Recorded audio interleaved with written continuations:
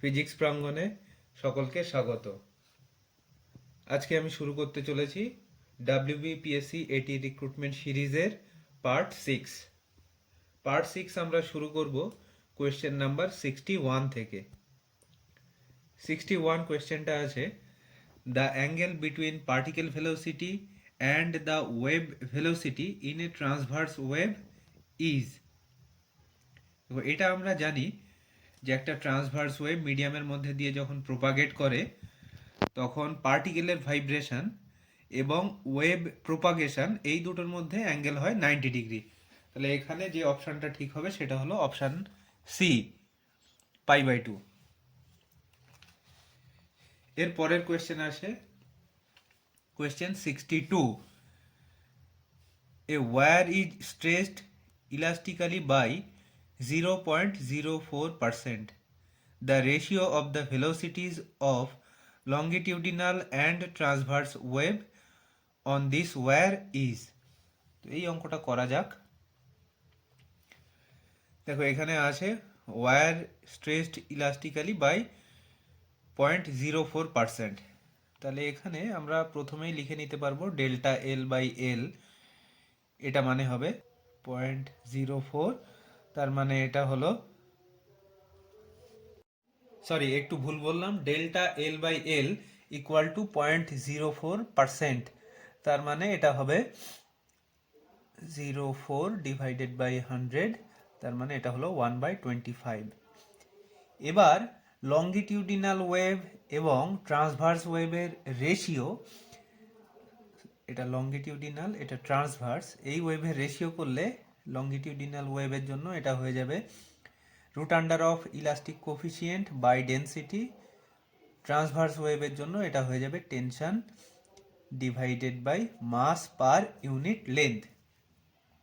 এবার ওয়্যারের জন্য ইলাস্টিক কোফিসিয়েন্ট এটা হয়ে যাবে এটার Young modulus divided by rho, আর এটার জন্য হয়ে যাবে টিটাকে আমরা এফ দিয়ে লিখলাম external force divided by mass per unit length. এবার এটাকে আমরা লিখতে পারবো তাহলে Y divided by rho divided by F divided by mass per unit length. এটাকে আমরা লিখতে পারবো মাস পার ইউনিট লেন্থটাকে আমরা লিখলাম ক্রস সেকশনাল এরিয়া এ ইনটু ইউনিট লেন্থ মানে 1 দিয়ে গুণ করলে এটা পেয়ে গেলাম এর ভলিউম, ইনটু রো এটা দিয়ে গুণ করলে আমরা পেয়ে গেলাম এটার মাস, ইউনিট লেন্থে এটার মাস, তাহলে এটা আমরা লিখে দিলাম এ ইনটু রো ইকুয়াল টু হবে, উপরে থাকলো √অফ ওয়াই, নিচে থাকলো √অফ এফ বাই এ। এবার আমরা ইয়ং মডিউলাসের ডেফিনেশন থেকে এটা লিখতে পারবো F by A delta L by L. তাহলে এখান থেকে এফ বাই এ এটা ইকুয়াল টু আমরা পেলাম Y into delta L divided by L. তাহলে এটা আমরা লিখতে পারবো √অফ Y divided by Y into delta L by L. তাহলে এটা করলে ভ্যালুটা পুট যদি আমরা করি তাহলে এটা হয়ে যাবে 1 ডিভাইডেড বাই 1/100, সরি 4/100, তাহলে এটা হয়ে যাবে √অফ 25 মানে 5। তাহলে এটার আনসার হবে অপশান এ। এবার question 63। When a stationary wave is formed, then its frequency। চারটে অপশান এখানে দেওয়া আছে, এর মধ্যে কোনটা হবে আমাদেরকে দেখতে হবে। স্টেশনারি ওয়েভের ক্ষেত্রে আমরা দেখেছি রেজাল্ট্যান্ট যে ওয়েভটা হয় তার ইকুয়েশনটা হয় এই ধরনের 2a sin ω t cos kx, এই ধরনের একটা ইকুয়েশন হয়। এটা থেকেই আমরা দেখতে পাচ্ছি যে এখানে স্টেশনারি ওয়েভের ফ্রিকোয়েন্সি সেটা ইন্ডিভিজুয়াল যে ওয়েভগুলো ছিল তার ফ্রিকোয়েন্সির সঙ্গে ইকুয়াল আছে। তাহলে এখানে আমরা অপশান হয়ে যাবে অপশান ডি, সেটা হলো same as that of individual waves. এরপর আসছে কোয়েশ্চেন 64।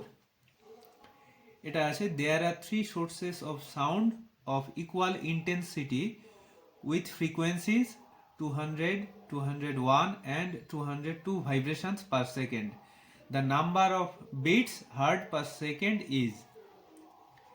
দেখো একটা থিওরেম এখানে আছে যে n মাইনাস এক্স n এবং ধরো n প্লাস এক্স, এই তিনটে ফ্রিকোয়েন্সির ওয়েভকে যদি একসঙ্গে সাউন্ড করানো যায় তখন নাম্বার অফ বিটস যেটা হয় সেটা হয় এক্স, এক্সটাই হয়ে যায় নাম্বার অফ বিটস। তো এখানে তোমার ফ্রিকোয়েন্সিগুলো আছে 200, 201, 202।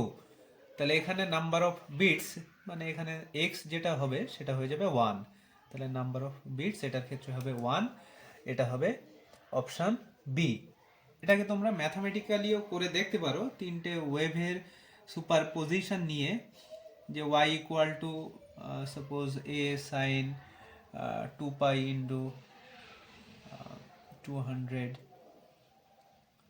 t plus a sine 2 pi into 201 t plus a sine 2 pi into 202 t। এগুলো সবগুলোকে তোমরা যদি অ্যাড করলে দেখবে এর অ্যামপ্লিটিউডটার ম্যাক্সিমামটা এটা 1 সেকেন্ড বাদে বাদে এটা ম্যাক্সিমাইজ করছে, রিপিট করছে। তাহলে এখানে নাম্বার অফ বিটস সেটা হয়ে যাবে 1। এবার question 65। Two planets of masses m1 and m2 are situated at a distance r apart. With what velocity should an object of mass m be projected from the midpoint of the two planets so that it escapes away from the gravitational pull of both? তাহলে জিনিসটা দেওয়া আছে এরকম যে suppose এখানে m1 মাসের একটা planet আছে, এখানে m2 মাসের আর একটা প্ল্যানেট আছে। এই দুটোর যেটা মিড পয়েন্ট, এই দুটোর মধ্যে ডিস্টেন্স দেওয়া আছে, এটা হলো r। এই দুটোর মিড পয়েন্ট থেকে আর একটা অবজেক্টকে আমাকে কত ভেলোসিটি দিয়ে পাঠালে সেটা এদের দুটোর গ্র্যাভিটেশনাল পুলের বাইরে চলে যাবে। তাহলে এই যে ডিস্টেন্স একটা প্ল্যানেট থেকে সেটা হয়ে যাবে r/2। এবার আমরা এই অবজেক্টের জন্য সাপোজ এই অবজেক্টের মাস হলো স্মল m, তাহলে এই অবজেক্টের জন্য এখানে গ্র্যাভিটেশনাল পোটেনশিয়াল এনার্জি তার ভ্যালু হবে m1 প্ল্যানেটের জন্য g into m1 into small m divided by r/2, m2 প্ল্যানেটের জন্য এটা হয়ে যাবে g into m2 into small m divided by r/2। এবার এটাকে যদি আমি v ভেলোসিটি নিয়ে এটাকে যদি আমি ছুড়ে দিই তাহলে এটার কাইনেটিক এনার্জি সেটা হয়ে যাবে হাফ m v স্কোয়ার। তাহলে এটা হয়ে গেল এটার total energy, initial total energy. এটা যদি জাস্ট এটার এই দুটোর গ্র্যাভিটেশনাল পুলের বাইরে বেরিয়ে চলে যায় তখন এটার এনার্জি সেটা হয়ে যাবে 0। তাহলে এটাকে 0-র সঙ্গে ইকুয়েট আমি করে দিলাম। দিলে এখান থেকে আমরা ভি স্কোয়ার এটার ভ্যালু আমরা পেয়ে যাব, একটু হিসাব করে নিই আমরা, এটা হয়ে যাবে 4 into G into m1 plus m2 divided by R. তাহলে ভি এর ভ্যালুটা হয়ে যাবে এখান থেকে V equal to root under of 4g into m1 plus m2 divided by R. তাহলে এই অপশনটা এখানে আছে, এই অপশনটা এখানে আসলে কোথাও দেওয়া নেই, এটা নান অফ দ্য অ্যাবাভ, এখান থেকে উত্তর হবে। অপশনটা এই চারটের মধ্যে কোথাও নেই। এরপর আমরা চলে যাই কোয়েশ্চেন নাম্বার 66। 66 আছে the ratio of the most probable velocity, average velocity and RMS velocity of certain gas molecules at the same temperature is given by। তো এটা মোটামুটি আমরা সবাই জানি যে most probable velocity, average velocity এবং আরএমএস ভেলোসিটি 1 মোল অফ গ্যাসের জন্য সেটা হয়ে যায় রুট আন্ডার অফ, এটা হয়ে যাবে মোস্ট প্রবাবেলটা হবে এরকম root under of 2RT/m।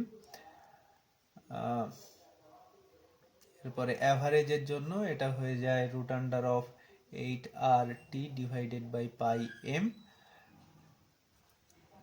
RMS velocity এটা হয়ে যায় root under of 3RT divided by M. তাহলে এটার মধ্যে রেশিও হয়ে যাবে √2 √√8 বাই পাই √3। এই অপশানটা আমার আছে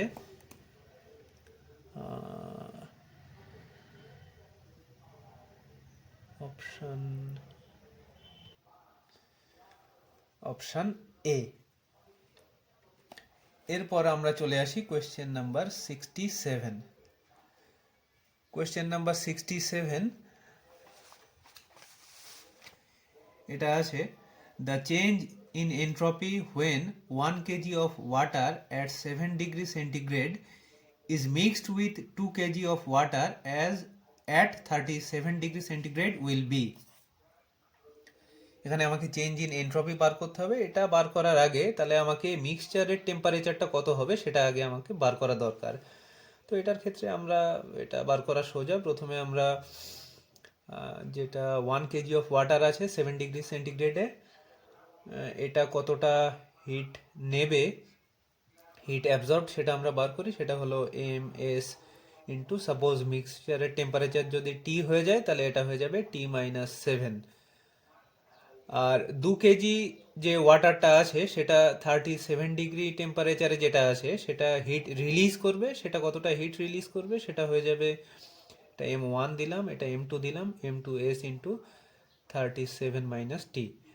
তাহলে এখানে এটা 1 কেজি আছে, এটা এস ক্যান্সেল আউট হয়ে গেল, এটা হলো T-7, এটা ইকুয়াল টু 2 ইন্টু 37 মাইনাস টি। এখান থেকে আমরা তাহলে পাবো T-7, এটা ইকুয়াল টু 74 মাইনাস 2T। তাহলে এখান থেকে টি ইকুয়াল টু আমার হয়ে যাবে 27 ডিগ্রি সেন্টিগ্রেড।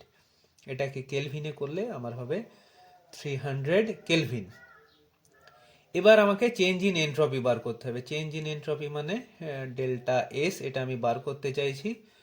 এটা বার করা মানে আমাকে integral over dQ divided by T করতে হবে। ইন্টিগ্রালটা আমি সাপোজ টি একটা ইনিশিয়াল টেম্পারেচার থেকে ফাইনাল টেম্পারেচার পর্যন্ত করব। ডিকিউটাকে আমি যদি ভেঙে দিই তাহলে এটা হয়ে যাবে M S into DT divided by T, TI to TF.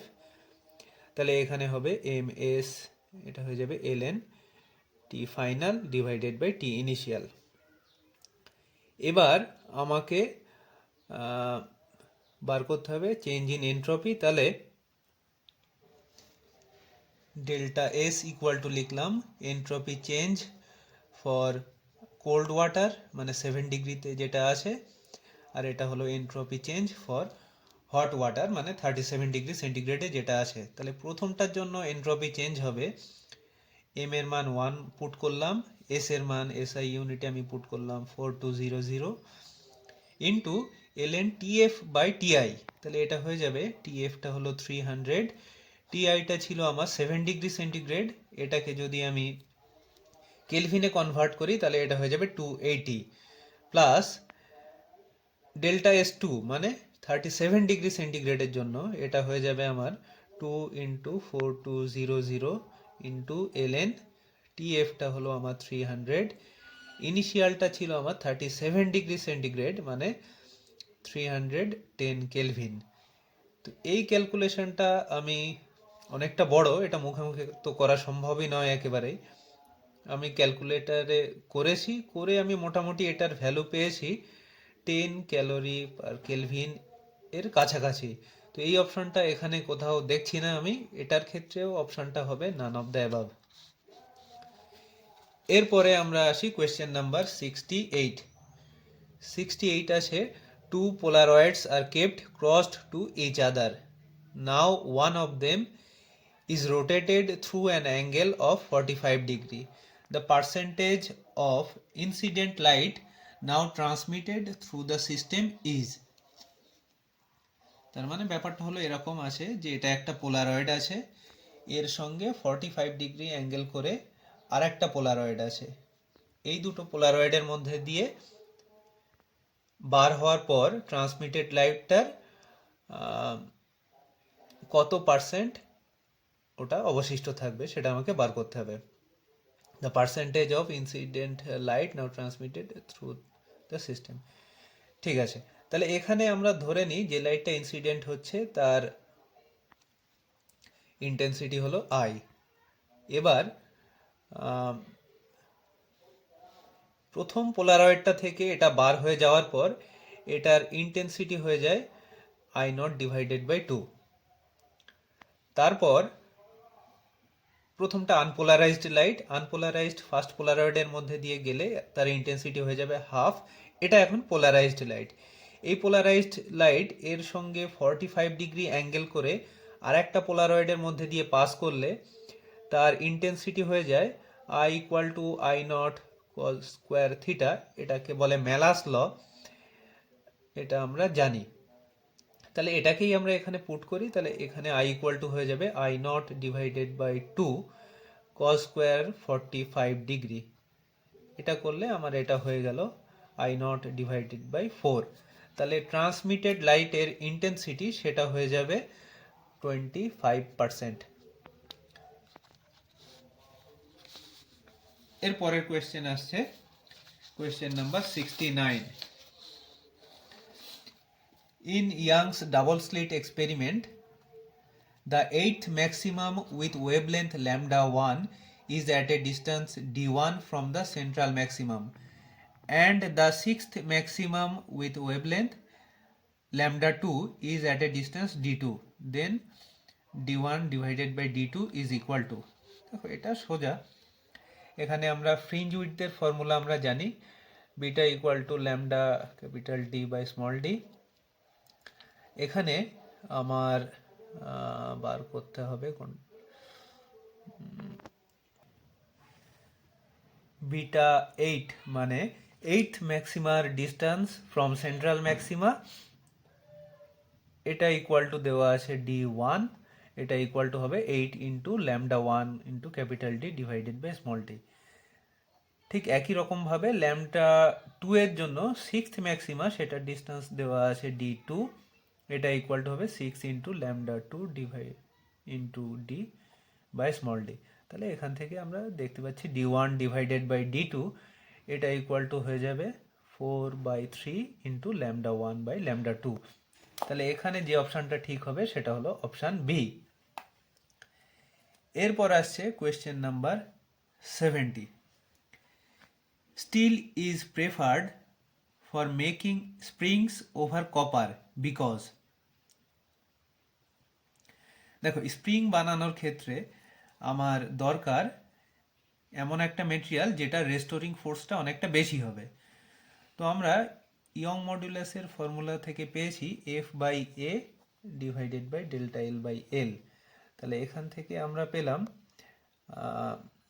F by A, এটা ইকুয়াল টু হলো Y into delta L by L. তাহলে এখানে আমরা দেখতে পাচ্ছি সেম ডিফরমেশনের জন্য যার ইয়ং মডিউলাস বেশি হবে তার ক্ষেত্রে রেস্টোরিং ফোর্সের ভ্যালুটা তত বেশি হবে।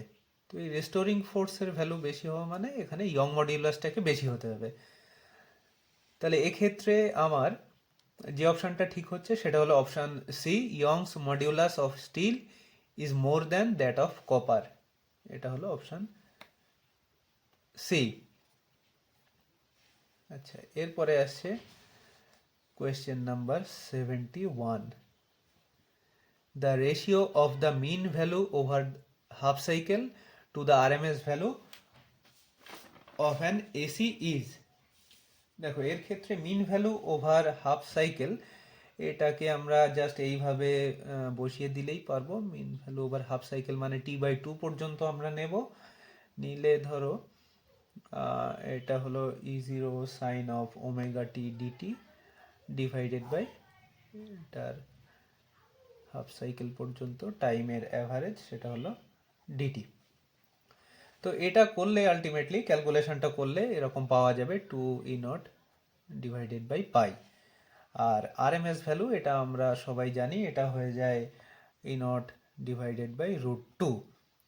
তাহলে এখান থেকে আমার এই রেশিওটা দাঁড়াচ্ছে EM divided by E RMS, এটা ইকুয়াল টু হয়ে যাচ্ছে 2/পাই ডিভাইডেড বাই 1/√2। তাহলে এটা হয়ে যাচ্ছে 2√2 পাই। এখানে যে অপশানটা তাহলে ঠিক হবে সেটা হলো অপশান বি। এবার কোয়েশ্চেন নাম্বার 72, এটা আছে the intrinsic number density of charge carriers in a semiconductor is 2.5 into 10 to the power 13 centimeter to the power minus 3. It is doped with donor atoms of number density 1.25 into 10 to the power 17 per semi-cube. The ratio of conductivities of doped and intrinsic semiconductor is, দেখো intrinsic সেমিকন্ডাক্টরের ক্ষেত্রে এটার conductivity intrinsic এটা হয়ে যাবে ইলেকট্রনের concentration into ইলেকট্রনের charge into ইলেকট্রনের মোবিলিটি প্লাস এটা হয়ে যাবে হোল কনসেন্ট্রেশন প্লাস হোলের চার্জ ইনটু হোল মোবিলিটি। এবার আমরা হোল মোবিলিটিটাকে যদি ইলেকট্রন মোবিলিটির তুলনায় বেশ কম হিসাবে ধরি তখন এটাকে আমরা জাস্ট এইভাবেই লিখে ফেলতে পারবো, ইলেকট্রনের কনসেন্ট্রেশন ইন্ট্রিনজিক কনসেন্ট্রেশন ইনটু ইলেকট্রনের চার্জ ইনটু ইলেকট্রন মোবিলিটি। এক্সট্রিনজিকের ক্ষেত্রে সেটা হয়ে যাবে ইলেকট্রন কনসেন্ট্রেশন, এটা এক্সট্রিনজিক ইনটু ইলেকট্রনের চার্জ ইনটু মিউ ই। তাহলে এখানে sigma extrinsic by sigma intrinsic এটা হয়ে যাবে N E extrinsic divided by N E intrinsic. তাহলে এটা হয়ে যাবে 1. এটার কনসেন্ট্রেশন আছে 25 into 10 to the power 17 divided by 2.5 into 10 to the power 13, এটা করলে হয়ে যাবে 5000। দেখো এখানে যেহেতু আমরা ডোনার অ্যাটম দিয়ে এখানে ডোপ করেছি তাহলে এক্সট্রিনজিকের ক্ষেত্রে আমার মেজরিটি ক্যারিয়ার যেটা হবে সেটা হয়ে যাবে ইলেকট্রনটা, এই জন্য আমরা এখানে ইলেকট্রন কনসেন্ট্রেশনটাই নিয়েছি। তাহলে অপশান এ এটা হলো আমার কারেক্ট অ্যান্সার। এরপর question number 73, the difference in angular momentum associated with the electron in two successive orbits of hydrogen atom is, এটা বোর ফর্মুলা থেকে আমরা জানি mvr এটা ইকুয়াল টু হয় nh বাই 2 পাই। তাহলে যে কোনো দুটো সাকসেসিভ অরবিট তাদের মধ্যে অ্যাঙ্গুলার মোমেন্টামের ডিফারেন্স সেটা হয়ে যাবে h বাই 2 পাই এটা। তাহলে এটা হবে অপশান সি উত্তর। এরপরে আসছে question 74, the relation between three elastic modulus is given by, দেখো এখানে ইয়ং মডিউলাস, বাল্ক মডিউলাস এবং রিজিডিটি মডিউলাস এই তিনটের মধ্যে রিলেশন এটা মনে করে রাখতে হবে, এটা হয়ে যাবে অপশান এ এই উত্তরটা। এরপরে আসছে question number 75, for a given material the Young's modulus is 2.4 times the rigidity modulus, its Poisson's ratio is, দেখো এখানে দেওয়া আছে ইয়ং মডিউলাসটা হলো 2.4 times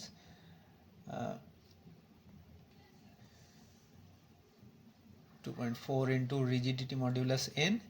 এবার ইয়ং মডিউলাস এবং রিজিডিটি মডিউলাস এবং পয়জনস রেশিও এদের মধ্যে রিলেশন হলো y equal two 2n into 1 plus sigma. এখান থেকে তাহলে আমরা লিখব 2.4n এটা ইকুয়াল টু হবে 2n ইন্টু 1 প্লাস সিগমা। তাহলে এখান থেকে পয়জনস রেশিওর ভ্যালু সেটা হয়ে যাবে 0.2। তাহলে এটা হয়ে যাবে কোয়েশ্চেন অপশান নাম্বার এ।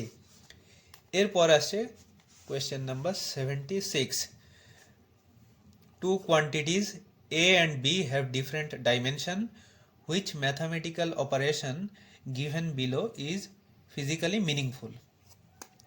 দেখো এটাতে তো বলার কিছুই নেই, এটা ফিজিক্যালি মিনিংফুল হতে গেলে এটা হয়ে যাবে অপশান নাম্বার সি, বাদ বাকিগুলো তো পসিবল হবেই না।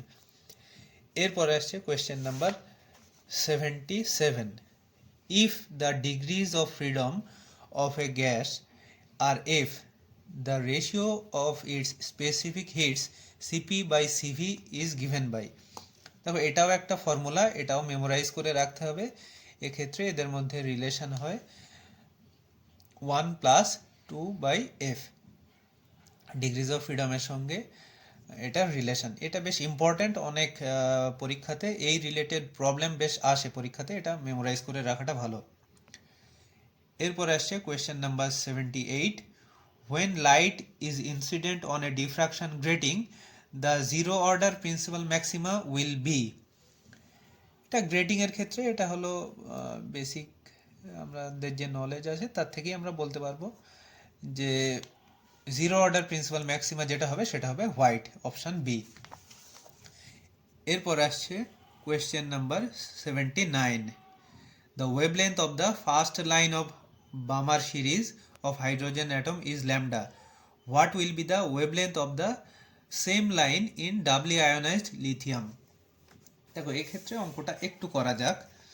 এক্ষেত্রে কোয়েশ্চেন নাম্বার 79 আমরা স্পেকট্রাল লাইনের ক্ষেত্রে এই রিলেশনটা জানি, 1/λ এটা ইকুয়াল টু হয় আর জেড স্কোয়ার ইন্টু বামার সিরিজের জন্য বামার সিরিজটার ফার্স্ট লাইনটা দেওয়া আছে, তাহলে এটা হয়ে যাবে 1/2 স্কোয়ার মাইনাস 1/3 স্কোয়ার, মানে 3 থেকে 2তে জাম্প করলে তবেই আমরা বামার সিরিজটার ফার্স্ট লাইনটা পাবো। তাহলে এক্ষেত্রে আমরা দেখতে পেলাম 1/λ, আমার লিথিয়ামের ক্ষেত্রেও একই লাইনটা একই আছে, তাহলে আমরা সেক্ষেত্রে বলতে পারবো এটা কনস্ট্যান্ট, তাহলে 1/λ এটা প্রপোর্শনাল টু হয়ে যাবে জেড স্কোয়ার। তাহলে এখান থেকে আমরা লিখতে পারবো λ1 ডিভাইডেড বাই λ2 এটা ইকুয়াল টু হয়ে যাবে Z2 square divided by Z1 square, তাহলে এটা হয়ে যাবে 9 ডিভাইডেড বাই 1। তাহলে এখান থেকে আমরা বলতে পারবো λ2 এটা ইকুয়াল টু হয়ে যাবে λ ডিভাইডেড বাই 9। তাহলে এক্ষেত্রে অপশান যেটা হবে সেটা হবে অপশান বি। এরপর আসছে question number 80, in a nuclear reaction, রিয়াকশনটা দেওয়া আছে W স্ট্যান্ডস ফর। দেখো এটা তো একেবারেই সোজা, যেখানে আমরা লেফট হ্যান্ড সাইডের সঙ্গে রাইট হ্যান্ড সাইড মিলিয়ে দেখব। এখানে অ্যাটমিক নাম্বার যেটা আছে এটা হলো Z, আর এখানে 2 Z+2 আছে, Y এ আছে Z+2, তাহলে W এর অ্যাটমিক নাম্বার সেটা হয়ে যাবে 0। মাস নাম্বার এখানে A+4 আছে, এখানে A+3 আছে Y এর ক্ষেত্রে, তাহলে এটার মাস নাম্বার হয়ে যাবে 1।